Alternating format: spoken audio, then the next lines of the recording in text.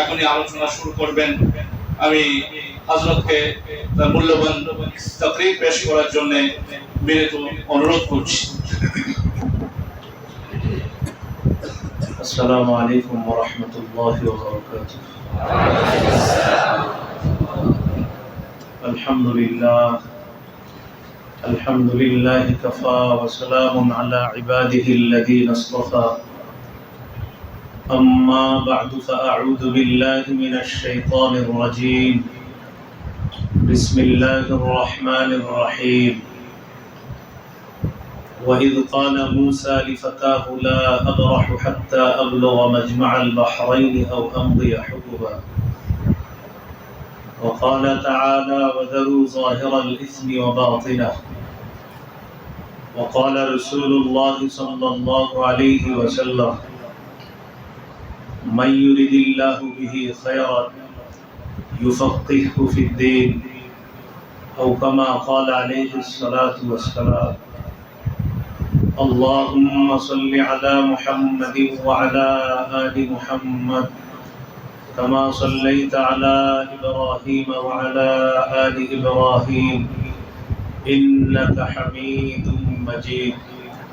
اللهم بارك على محمد وعلى آل محمد كما باركت على إبراهيم وعلى آل إبراهيم إنك حميد مجيد. মাদ্রাসা মারকাজুল হিদায়া কর্তৃক আয়োজিত ছাত্রদের তরবিয়তি অনুষ্ঠান, উপস্থিত মাদ্রাসার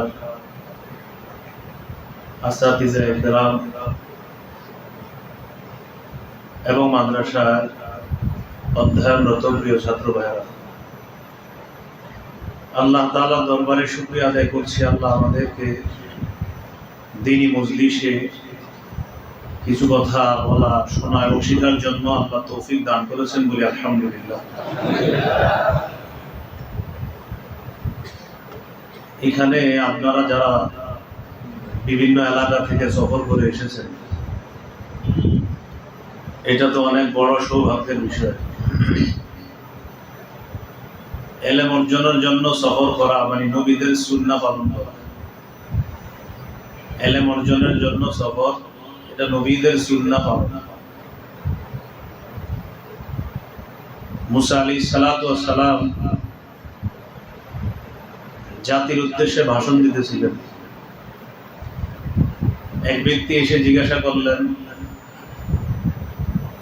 হাল তা'লামু আহাদান আ'লামা মিনকা, আপনি কি আপনার চাইতে বড় কোনো জ্ঞানী কাউকে জানেন?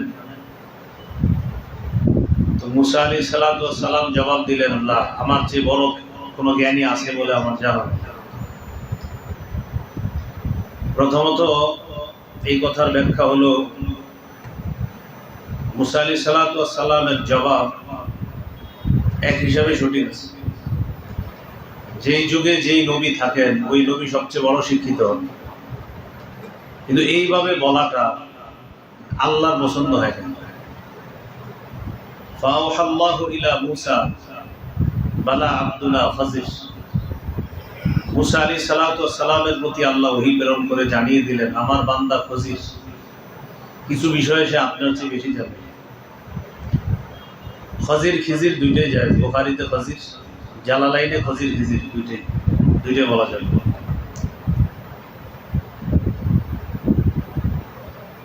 তো খজির আমার বান্দা কিছু বিষয় আপনার চেয়ে বেশি জানে, বুখারী আউয়ালে পাবেন। বাবু যাহাবি মুসা, মুসা আলাইহিস সালাতু ওয়াস সালামের গমন ইলাল খজির, খজিরের নিকট মুসা নবীর গমন, এই পরিচ্ছেদ কিতাবুল ইলম, ইলম অধ্যায় ৭১ নম্বর হাদিস বুখারীর। রাসূলুল্লাহ সাল্লাল্লাহু আলাইহি সাল্লাম বলেন, মুসা আলাইহিস সালাতু ওয়াস সালাম এই বিষয়টি জানার পর আল্লাহকে বললেন, আল্লাহ, ওই ব্যক্তির কাছে আমার যেতে হবে। তো আল্লাহ তাআলা একটা নিয়ম নীতি বলে দিলেন, যেটা সূরা কাহফে লম্বা আলোচনা আছে, 15 পারা 19 এবং 20 নম্বর পৃষ্ঠা। 16 পারার প্রথম পৃষ্ঠা। মুসা আলাইহিস সালাতু ওয়াস সালাম উপায় অবলম্বন করে খাদেমকে নিয়ে রওনা করলেন। এই কথাটাই আল্লাহ কোরআনে বললেন। স্মরণ করুন ওই সময়কে যখন মুসা তার যুবকটিকে বললেন, মানে ইউশা ইবনে নুন খাদেমকে বললেন, আমি সফর করব, সফর করতে থাকবো, হাত্তা আবলুগা মাজমাআল বাহরাইনি আও আমদিয়া হুকুবা, যতক্ষণ দুই সমুদ্রের মিলনস্থলে না পৌঁছবো ততক্ষণ আমি চলতে থাকবো। প্রয়োজনে লম্বা একটা যুগ কাটিয়ে দিব, যুগের পর যুগ চলতে থাকবো, এরপরে ওই ব্যক্তিকে আমার পেতে হবে। মুসা আলাইহিস সালাতু ওয়াস সালাম এলেমের জন্য প্রয়োজনে লম্বা সময় সফর করতে রাজি আছে। এই হাদিস থেকে বোঝা যায় এখানে আপনারা যারা এসেছেন বিভিন্ন এলাকা থেকে সফর করে, সফর এটার মাধ্যমে নবীদের যে এলেমের জন্য সফর করার সুন্নাহ, এই সুন্নাহ জিন্দা করার সব আল্লাহ আমাদেরকে দান করবে।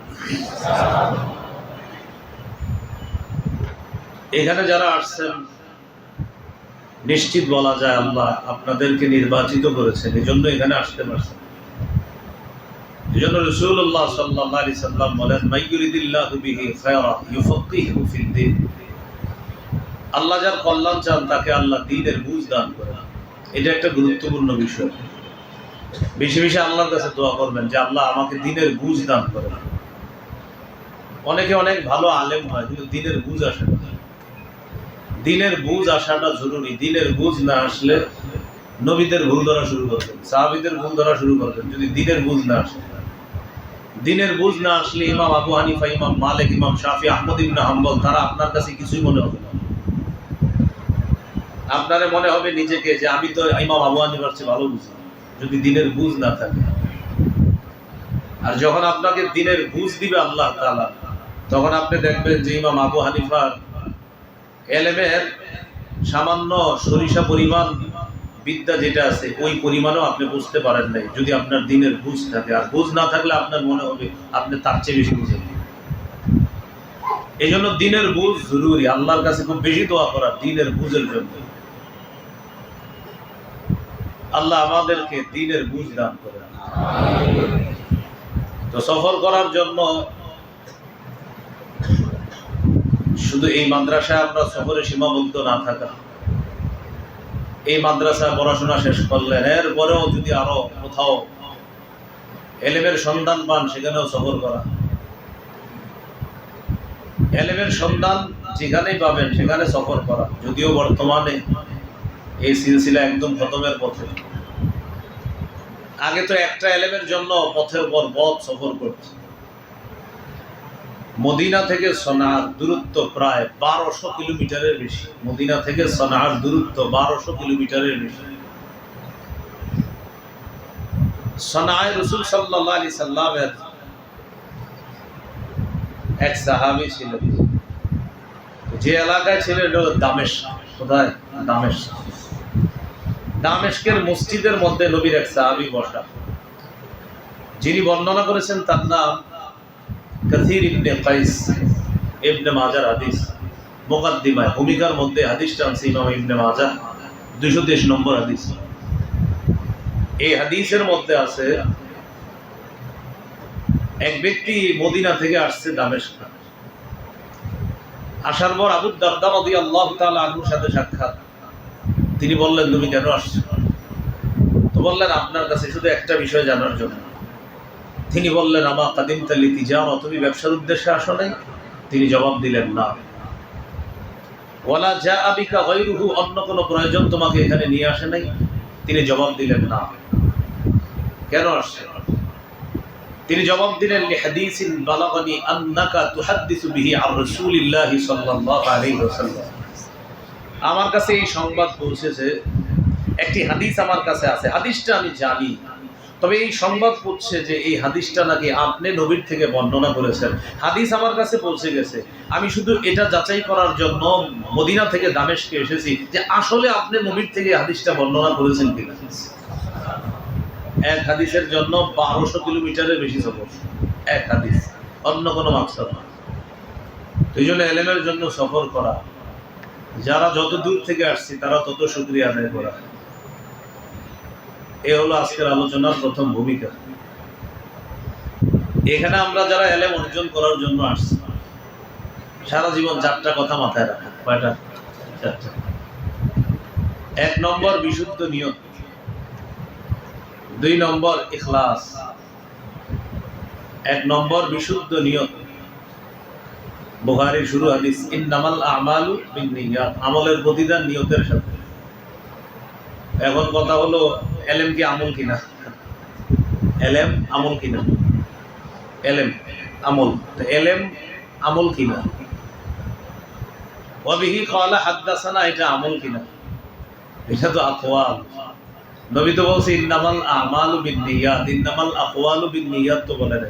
আমরা হাদিসের ছাত্র ভাইরা, নবী বলছেন ইন্নামাল আমালু বিন্নিয়াত, ইন্নামাল আকওয়ালু বিন্নিয়াত বলে নাই। তাহলে ওয়াবিহি ক্বালা হাদাসানার কি হবে? কোনো সওয়াব পাবো না? আমল কর্ম, নবী বলছে কর্মের প্রতিদান নিয়তের সাথে, কথার প্রতিদান এটা তো বলে নেই। বুখারীর সরাগুলো বলবেন, টিকাতে আছে, পাশে আছে, যেখানে ইন্নামাল আমালু বিন্নিয়াত, যদিও ইন্নামাল আমালু বিন্নিয়াত বলছে। আমল হলো অঙ্গ প্রত্যঙ্গের আমল, হাঁটা পায়ের আমল, স্পর্শ করা হাতের আমল, এটা হাতের কর্ম, শ্রবণ করা কানের কর্ম, ঘ্রাণ নেওয়া নাকের কর্ম। তাহলে একটু বলেন তো, কথা বলা এটা কিসের কর্ম? মুখারাই তোমার সাথে। হাঁটা পায়ের কর্ম, স্পর্শ করা হাত নামক অঙ্গের কর্ম, শ্রবণ করা কান নামক অঙ্গের কর্ম, ঘ্রাণ নেওয়া নাক নামক অঙ্গের কর্ম, দেখা চোখ নামক অঙ্গের কর্ম। বোঝা গেল অঙ্গের কর্ম আছে। তো সেই হিসাবে সব অঙ্গের কর্ম থাকলে মুখ নামক অঙ্গেরও কর্ম আছে। মুখ নামক অঙ্গের কর্ম হলো বলা। ঠিক? সুতরাং কবিহি ক্বালা হাদাসানা, এটা মুখ নামক অঙ্গের বলা, আর মুখ নামের অঙ্গের বলাটা কর্ম। ইন্নামাল আকওয়াল, এটা তাদখুলু ফিল আমাল, ফি আমাল। তো এই আকওয়ালটা আমালের অন্তর্ভুক্ত হয়ে যাবে। কেন? আকওয়ালটা এটাও অঙ্গ প্রত্যঙ্গের আমল, এটা মুখ নামক অঙ্গের আমল।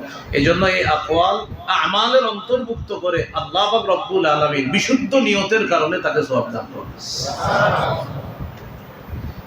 এই বিষয়টা সহজে আমরা মনে রাখবো ইনশাআল্লাহ, যে আকওয়াল এটা অঙ্গের আমাল। তো 1 নাম্বার কথা যেটা মাথায় রাখবো সেটা হলো বিশুদ্ধ নিয়ত। এলেম অর্জনের পূর্বে 4 কথা মাথায় রাখা। 2 নাম্বার ইখলাস, ইখলাসের সাথে এলেম অর্জন করা। ইবনে মাজার হাদিসে আছে 3 ক্ষেত্রে মুমিনের অন্তর খেয়ানত করে না, এর মধ্যে একটা হলো ইখলাসুল আমালি লিল্লাহ। মুমিন যা করবে সব আল্লাহর জন্য ইখলাসের সাথে করবে। 3 নাম্বার যে বিষয়টা মাথায় রাখবো, এলেম অর্জন করব আল্লাহর কাছ থেকে পাওয়ার আশায়, আল্লাহ আমাকে দিবে এই আশায়। এটাই সেই হাদিস, ইবনে মাজার 223 নম্বর হাদিস। ওই যে হাদিসের সনদ জানার জন্য মদিনা থেকে সফর করে দামেস্কে আসছে, সেই হাদিস। মান সালাকা তারিকা ইয়ালতামিসু ফীহি ইলমা সাখারাল্লাহু লাহু বিহি, কোন জায়গায় বিহি নাই, তারিকান ইলাল জান্নাহ। যে ব্যক্তি এলেম অর্জন করার জন্য রাস্তা অবলম্বন করলো, আল্লাহ তাকে জান্নাতে যাওয়ার রাস্তা সহজ করবে। সহজ করবে মানে যেই পরিমাণ রাস্তা আপনি পাড়ি দিয়েছেন এলেম অর্জন করার জন্য, কিয়ামতের ময়দানে এই পরিমাণ রাস্তা আল্লাহ কমায়া দিবে জান্নাতে যাওয়ার জন্য। এটা হলো আপনার সাখারাল্লাহু লাহু বিহি তারিকান ইলাল জান্নাহ। তো 3 নাম্বার আল্লাহ দিবে, এই আশা এলেম অর্জন করা।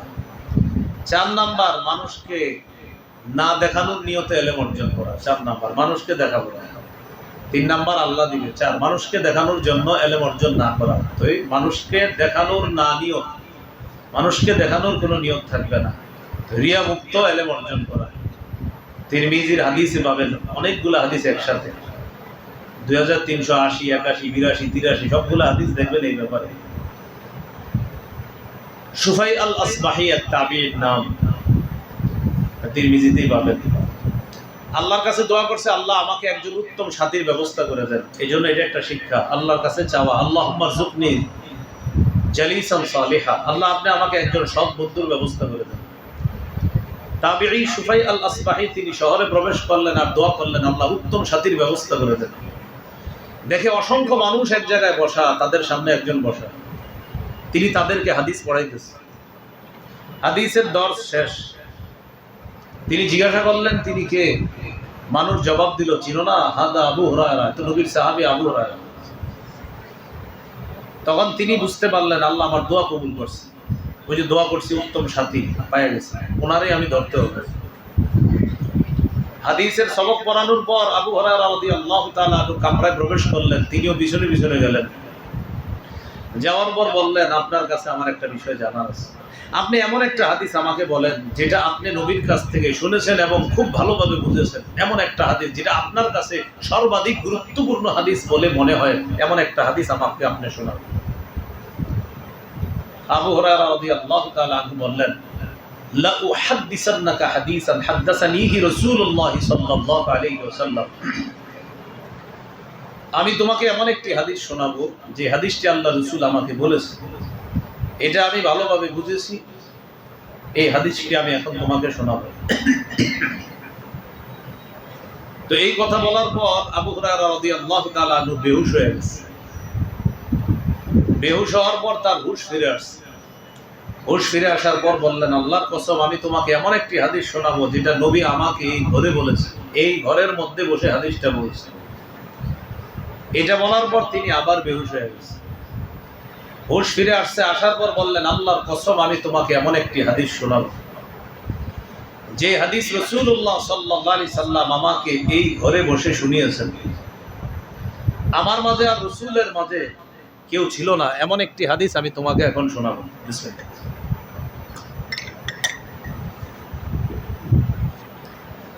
এই কথা বলার পর উনি তিনবার বেহুশ হয়ে গেলেন, তৃতীয়বার বেহুশ হলেন। বেহুশ হওয়ার পর আবার হুঁশ ফিরে আসছে। আসার পর তিনি বললেন, আল্লাহর কসম আমি তোমাকে এমন একটি হাদিস শোনাবো যে হাদিসটি এই ঘরে এখানে বসে নবী আমাকে বলেছে, আমার আর নবীর মাঝে আর কেউ ছিল না, আমি হাদিসটা ভালোভাবে বুঝছি। আবার বেহুশ হচ্ছে, চারবার বেহুশ হচ্ছে। হুঁশ ফিরে আসছে। তাবিঈ সুফাই আল আসবাহি এবার নিজের শরীরের সাথে সাহাবী আবু হুরায়রা রাদিয়াল্লাহু তাআলা আনহুকে হেলান দিয়ে বসাইলেন যেন তিনি পড়ে না যায়। ভালোভাবে ধরে বললেন, মেহেরবানি করে হাদিসটি আমাকে শোনান আপনি। তখন তিনি বললেন, কিয়ামতের ময়দানে আগুন প্রজ্বলিত করা হবে প্রথম তিন ব্যক্তির মাধ্যমে, দাউ দাউ করে আগুন জ্বালানো হবে জাহান্নামের। এই তিনজনের একজন আলেম, আরেকজন মুজাহিদ, আর একজন দানশীল। ওই যে আলেম আছে তিনজনের একজন, এটা বলতে গিয়ে আবু হুরায়রা রাদিয়াল্লাহু তাআলা আনহু বারবার বেহুশ হচ্ছেন, কারণ তিনি নিজেও একজন আলেম। আলেমকে আল্লাহ ডেকে বলবেন, আলাম উআল্লিমকা মা আনজালতু আলা রাসূলি, আমি আমার নবীর উপর যা নাজিল করেছি আমি কি তোমাকে শিক্ষা দেইনি? তিনি জবাব দিবেন, জি আমাকে শিক্ষা দিয়েছেন। আল্লাহ বলবেন, ফামাযা আমিলতা ফীমা উল্লিমতা, তাহলে যা শিখেছো এই অনুযায়ী কি আমল করেছো? আলেম জবাব দিবে, আকুমু বিহি আনা আল-লাইলি ওয়া আনা আন-নাহার, আমি দিনে রাতে আমল করেছি। দিনের বেলা দর্শে গিয়েছি, রাতের বেলা মানুষের সামনে গিয়ে মানুষকে বুঝিয়েছি। আল্লাহ বলবে, আমি সব জানি, তুমি অনেক কিছু করছো, তাহাজ্জুদ করতা, সব করতা, কিন্তু কেন এগুলো কেন করতা সেটা বলো। ওই ব্যক্তি বলবে, আপনাকে খুশি করার জন্য। আল্লাহ বলবে, কাযাবতা, তুমি মিথ্যা বলেছো। লিউকাল ফুলানুন আলিমুন, যেন অমুককে বলা হয় বড় আলেম। ফুলানুন কারিউন, হাদিসে কারি দ্বারা উদ্দেশ্য হবে বড় আলেম। অমুককে যেন বড় আলেম বলা হয়, এই জন্য তুমি এলেম অর্জন করে দিনে রাত প্রচুর ইবাদত করতা, বন্দেগী করতা, শুধু মাকসাদ ছিল তোমাকে যেন জাতি চিনে, তুমি যেন প্রসিদ্ধি লাভ করো, এই জন্য তুমি, এটা তোমাকে বলা হয়েছে, যাও জাহান্নামে যাও। ফাসুহিবা বিহি ফি ওয়াজহিহি আলান নার, মাথাটা নিচে পা উপরের দিকে দিয়ে ধাক্কাইতে ধাক্কাইতে জাহান্নামের দিকে নিয়ে যাও। এজন্য মানুষকে দেখানোর নিয়ত করা যাবে না। 4 নম্বরে 4টি কথা মাথায় রাখা। 1 বিশুদ্ধ নিয়ত, 2 ইখলাস, 3 আল্লাহর কাছ থেকে পাওয়ার আশা। 4 নাম্বার মানুষকে দেখানোর নিয়ত করা যাবে না। নিয়ত আবার 4 প্রকার। নিয়ত কয় ধরনের? 4 ধরনের নিয়ত। 1 নাম্বার নিয়ত আল্লাহকে খুশি করার নিয়ত। ইবনে মাজার হাদিসে যেটা বললাম একটু আগে, নাসাইর একটা হাদিস আছে আপনার, একটু লম্বা হাদিস, আমি সংক্ষেপে অংশটা বলছি। 3140 নম্বর হাদিস। এই হাদিসটা একটু বড়, শেষের দিকে আছে। ইন্নাল্লাহা লা ইয়াকবালু মিনাল আমালি ইল্লা মা কানা লাহু খালিসান ওয়া বিতুগিয়া বিহি ওয়াজহুহু, আল্লাহ ততক্ষণ বান্দার আমল কবুল করেন না যতক্ষণ ইখলাসের সাথে না হয় এবং রবকে খুশি করার জন্য না হয়। নিয়ত কয় প্রকার? 4। 1 নাম্বার আল্লাহকে খুশি করার নিয়ত। 2 নাম্বার আমি যা শিখেছি সে অনুযায়ী আমল করব। 2 নাম্বার ইলম অনুযায়ী আমল করার নিয়তে ইলম অর্জন করা। তিরমিজির সে বিখ্যাত হাদিস, কিয়ামতের ময়দানে আদম সন্তানের পা নড়বে না 5 প্রশ্ন করার আগে। এর মধ্যে একটা প্রশ্ন হলো তার এলেম সম্পর্কে জিজ্ঞাসা করা হবে, সে এলেম অনুযায়ী আমল করেছে কিনা। 5 প্রশ্নের একটা এলেম সম্পর্কে জিজ্ঞাসা করা হবে, এই অনুযায়ী সে আমল করেছে কিনা। তিরমিজির 2416 নম্বর হাদিস। দাওরার ভাইয়েরা মিলিয়ে নেবেন, দেখবেন আরো সুন্দর সুন্দর হাদিস ওই চ্যাপ্টারে আরো পাবেন অনেকগুলো। তো রাসূলুল্লাহ সাল্লাল্লাহু আলাইহি সাল্লাম বলে দিলেন 5 প্রশ্ন করার আগে আদম সন্তানের পা নড়বে না। এর মধ্যে একটা হলো এলেম সম্পর্কে জিজ্ঞাসা করা হবে, এলেম অনুযায়ী আমল করেছো কিনা। এই হলো আপনার 2 নম্বর নিয়ম। 3 নম্বর নিয়ম, আল্লাহ যদি আমাকে মুখ দিয়ে বলার যোগ্যতা দান করে তো আমি মুখ দিয়ে এলেম প্রচার করব, এই নিয়তে এলেম অর্জন করা। রাসূলুল্লাহ সাল্লাল্লাহু আলাইহি সাল্লাম বলেন লিউবাল্লিগিশ শাহিদুল গায়বা, তোমাদের মধ্যে যারা উপস্থিত তারা অনুপস্থিতদের কাছে আমার কথাগুলো পৌঁছে দিবে। বাল্লিগু আন্নি ওয়ালাউ আয়াত, আমার পক্ষ থেকে একটা আয়াত জানলেও অন্যের কাছে তোমরা পৌঁছে দিবা। তো এই সিলসিলা পৌঁছে দেওয়ার জন্য আল্লাহ আমাদেরকে কবুল করেছেন। তো এই জন্য 3 নাম্বার নিয়োগ করা, আমি এখানে যা শিখবো এটা আল্লাহকে খুশি করার জন্য জাতির উদ্দেশ্যে আমি এটা প্রচার করব, এগুলো 3 নাম্বার নিয়ম। 4 নাম্বার নিয়ম, আল্লাহ যদি লেখার শক্তি দান করে লেখনির মাধ্যমে আমি আমার এই বিদ্যা প্রচার করব। 3 মৌখিক শক্তি, কথা বলার শক্তি দিলে, আর 4 নাম্বার লেখনী শক্তি দান করলে এটা আমি লেখার মাধ্যমে প্রচার করব। তাহলে 3 নাম্বার আল্লাহ যদি বলার শক্তি দেয় তাহলে মুখ দিয়ে বলবো, 4 নাম্বার লেখার শক্তি দিলে লেখনির মাধ্যমে আমি কোরআন সুন্নাহর এই বিদ্যা যতটুকু বুঝি এটা জাতির মাঝে আমি প্রচার করার চেষ্টা করব, এই নিয়ত করা।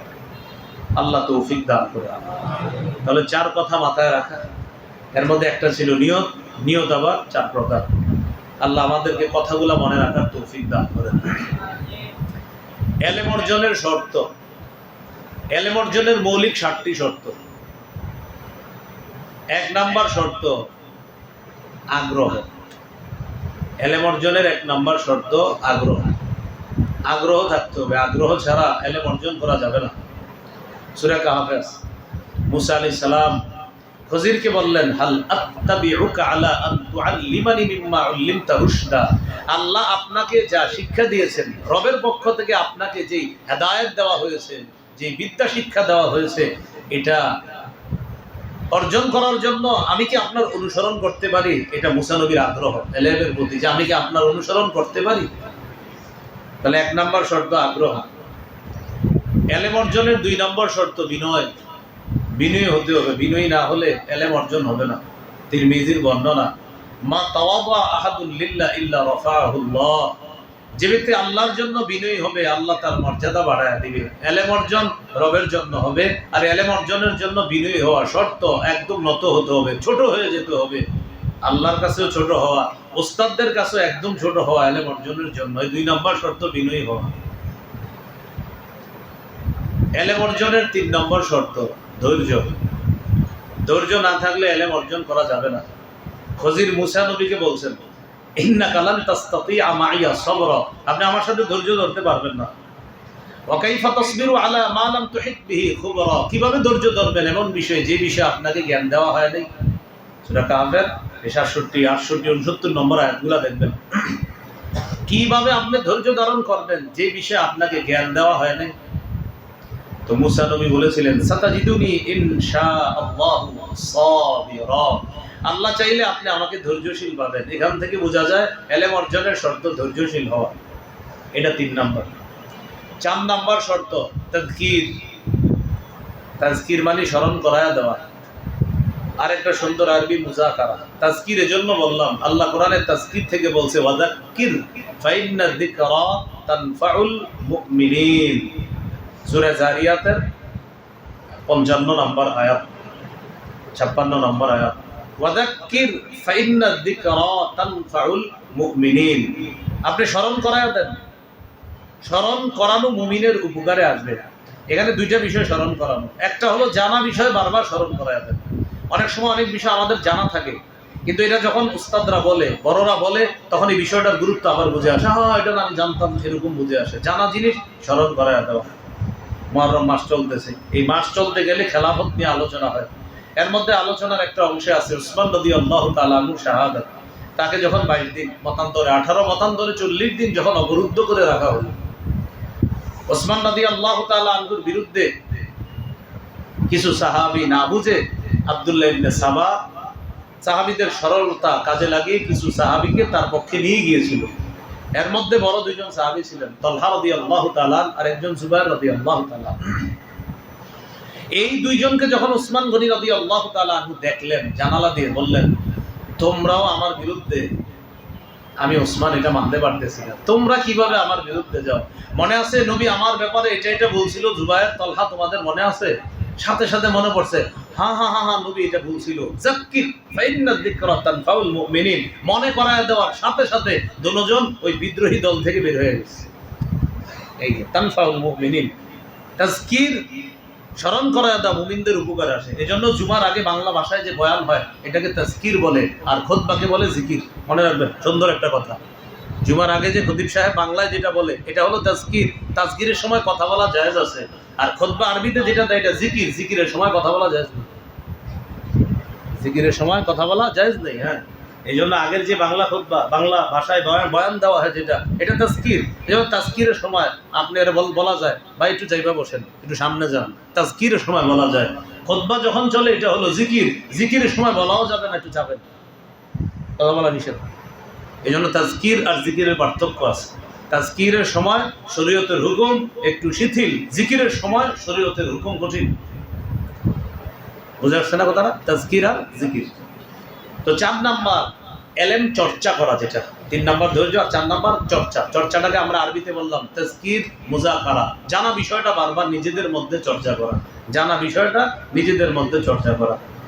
আরবি ভাষা যারা শিখতেছেন, বারবার কিতাবুন একটি কিতাব বলতে মেজাজ খারাপ হয়ে যায়। আর কত কিতাবুন একটি কিতাব, কিন্তু আপনি দেখেন মেজাজ খারাপ হইলো, আপনারই ভুলটা হচ্ছে। যখন বলা হয় উহা একটি পাখা, বলে ফেলেন জালিকা বিরওয়াহা। অথচ তিলকা বিরওয়াহাতুনের জায়গায় আপনার মুখ দিয়ে কিন্তু জালিকা চলে আসছে। ওই পাখাটি তিলকাল বিরওয়াহা, সেখানে চলে আসতেছে আপনার উল্টা পাল্টা। এটা বারবার চর্চা করা। এমনকি ছাত্র ভাইদের মধ্যে ছোট ছোট যারা আরবি ভাষা শিখে, হয়তো মিজানে পড়ে, ইবতেদায়ী পড়ে, তারা খেলাধুলা করার সময় আরবি চর্চা করে, ওখানে দাঁড়ায় দাঁড়াও চর্চা করবে। ভুল টুল তো হবেই, দুইজনের মধ্যে চর্চা হবে। একজন ব্যাটিং করবে আর একজন বোলিং করবে, সেটাও আরবিতে ধারাভাষ্যকার দিবে। না, আনা মুস্তাইদুল লিআখযিল করা আল তাজিবুল করাতু ইলাইয়া ওয়া আনা আখিজুল আল করা, এরকম ধারাভাষ্য দিতে হবে আরবিতে।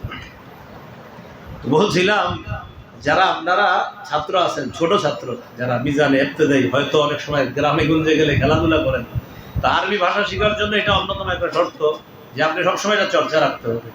এই কিতাবুল একটি কিতাব, এটা বারবারই বলতে হবে। কারণ যতদিন আপনার মধ্যে তিলকা আর জালিকা এগুলোর পার্থক্য না আসবে, জালিকা কিতাব আর জালিকাল কিতাব, আর তিলকা মিররাহা আর তিলকাল মিররাহার পার্থক্য বুঝে না আসবে, চর্চা আপনার অব্যাহত রাখতে হবে।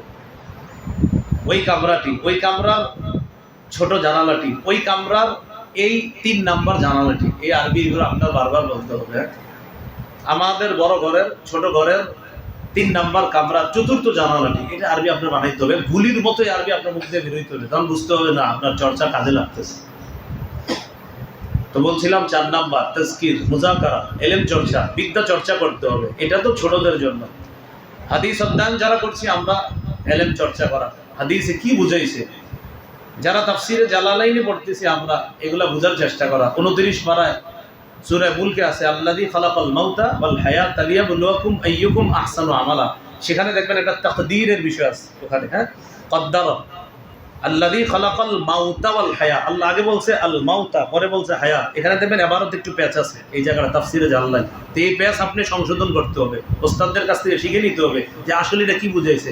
আগে বললেন মাউতা, পরে হায়া, আমরা দেখতেছি আগে হায়া পরে মাউতা। ওখানে জালালাইনওয়ালা সুন্দরভাবে দেখবেন উল্লেখ করছে বিষয়গুলো। এই হলো এইভাবে এলেম চর্চা করা।